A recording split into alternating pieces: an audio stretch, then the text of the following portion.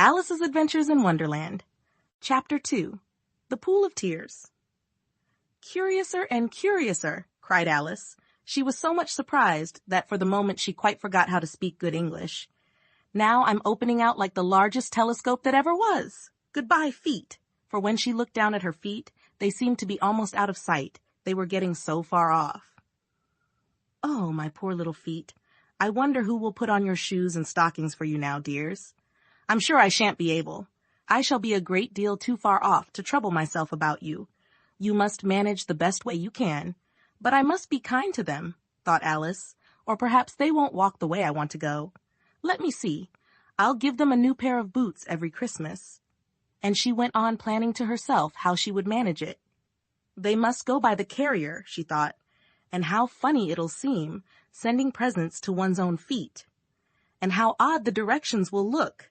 Alice's right foot-esque hearthrug near the fender, with Alice's love. Oh dear, what nonsense I'm talking. Just then her head struck against the roof of the hall.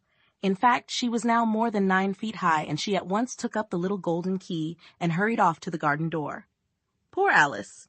It was as much as she could do, lying down on one side, to look through into the garden with one eye, but to get through was more hopeless than ever. She sat down and began to cry again. You ought to be ashamed of yourself, said Alice. A great girl like you, she might well say this, to go on crying in this way. Stop this moment, I tell you. But she went on all the same, shedding gallons of tears, until there was a large pool all round her, about 4 inches deep and reaching half down the hall. After a time, she heard a little pattering of feet in the distance, and she hastily dried her eyes to see what was coming. It was the White Rabbit returning, splendidly dressed, with a pair of white kid gloves in one hand and a large fan in the other. He came trotting along in a great hurry, muttering to himself as he came, Oh, the Duchess, the Duchess! Oh, won't she be savage if I've kept her waiting? Alice felt so desperate that she was ready to ask help of anyone, so when the rabbit came near her, she began, in a low, timid voice, If you please, sir. The rabbit started violently, dropped the white kid gloves and the fan, and scurried away into the darkness as hard as he could go.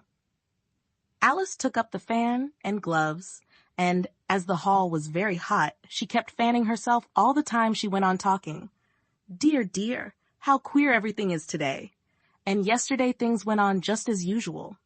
I wonder if I've been changed in the night? Let me think. Was I the same when I got up this morning? I almost think I can remember feeling a little different. But if I'm not the same, the next question is, who in the world am I? Ah, that's the great puzzle. And she began thinking over all the children she knew that were of the same age as herself to see if she could have been changed for any of them. I'm sure I'm not Ada, she said, for her hair goes in such long ringlets, and mine doesn't go in ringlets at all. And I'm sure I can't be Mabel, for I know all sorts of things, and she knows such a very little. Besides, she's she and I'm I, and oh dear, how puzzling it all is. I'll try if I know all the things I used to know. Let me see. 4 times 5 is 12, and 4 times 6 is 13, and 4 times 7 is, oh dear, I shall never get to 20 at that rate. However, the multiplication table doesn't signify. Let's try geography. London is the capital of Paris, and Paris is the capital of Rome, and Rome. No, that's all wrong, I'm certain. I must have been changed for Mabel. I'll try and say, how doth the little... And she crossed her hands on her lap as if she were saying lessons, and began to repeat it. But her voice sounded hoarse and strange, and the words did not come the same as they used to do. How doth the little crocodile improve his shining tail, and pour the waters of the Nile on every golden scale? How cheerfully he seems to grin, how neatly spread his claws, and welcome little fishes in with gently smiling jaws. I'm sure those are not the right words, said poor Alice, and her eyes filled with tears again as she went on. I must be Mabel after all, and I shall have to go and live in that poky little house, and have next to no toys to play with, and oh, ever so many lessons to learn. No, I've made up my mind about it. If I'm Mabel, I'll stay down here.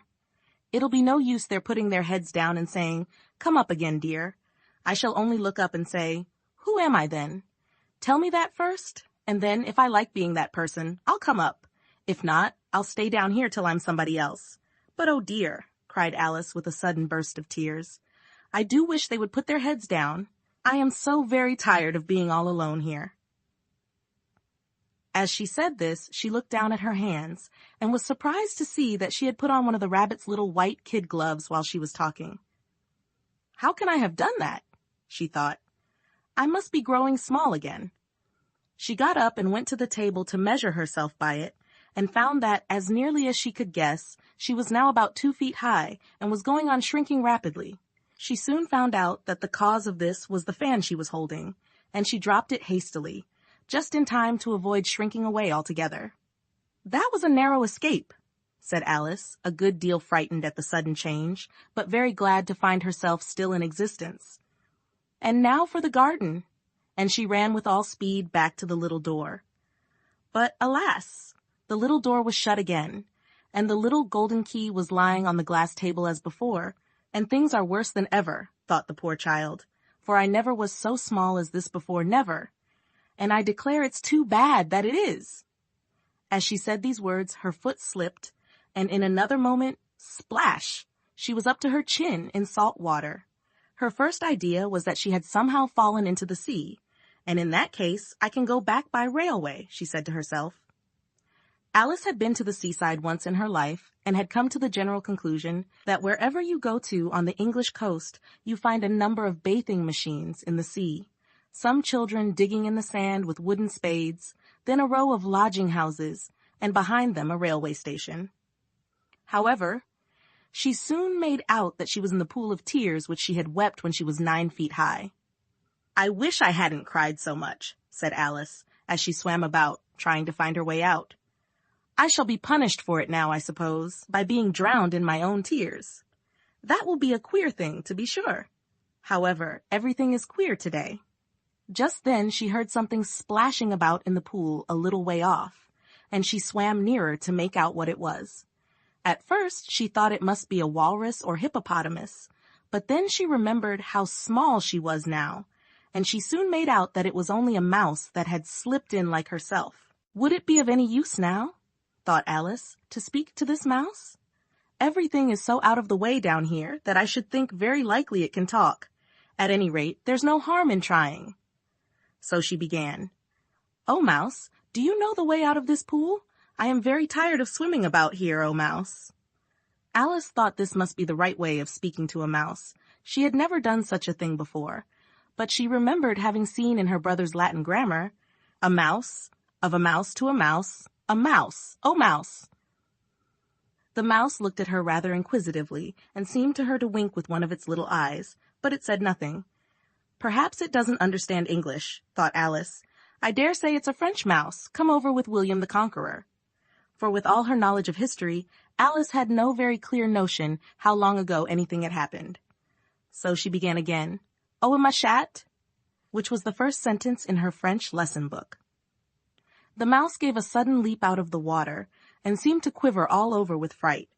"Oh, I beg your pardon," cried Alice hastily, afraid that she had hurt the poor animal's feelings. "I quite forgot you didn't like cats." "Not like cats," cried the mouse in a shrill, passionate voice. "Would you like cats if you were me?" "Well, perhaps not," said Alice in a soothing tone. "Don't be angry about it. And yet I wish I could show you our cat Dinah. I think you'd take a fancy to cats if you could only see her. She is such a dear, quiet thing," Alice went on, half to herself, as she swam lazily about in the pool, "and she sits purring so nicely by the fire, licking her paws and washing her face, and she is such a nice soft thing to nurse, and she's such a capital one for catching mice."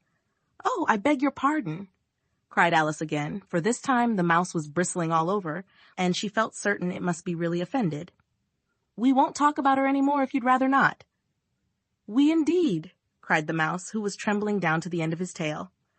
"As if I would talk on such a subject. Our family always hated cats. Nasty, low, vulgar things. Don't let me hear the name again." "I won't indeed," said Alice in a great hurry to change the subject of conversation. Are you fond of dogs?" The mouse did not answer, so Alice went on eagerly. "There is such a nice little dog near our house, I should like to show you. A little bright-eyed terrier, you know, with, oh, such long curly brown hair. And it'll fetch things when you throw them, and it'll sit up and beg for its dinner, and all sorts of things. I can't remember half of them. And it belongs to a farmer, and he says it's so useful, it's worth 100 pounds.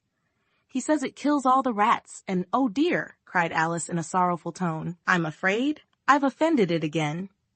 For the mouse was swimming away from her as hard as it could go, and making quite a commotion in the pool as it went. So she called softly after it, Mouse dear, do come back again, and we won't talk about cats or dogs either, if you don't like them. When the mouse heard this, it turned round and swam slowly back to her.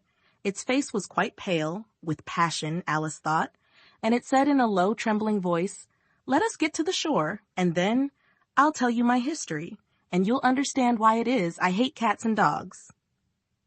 It was high time to go, for the pool was getting quite crowded with the birds and animals that had fallen into it. There were a duck and a dodo, a lory and an eaglet, and several other curious creatures. Alice led the way, and the whole party swam to the shore.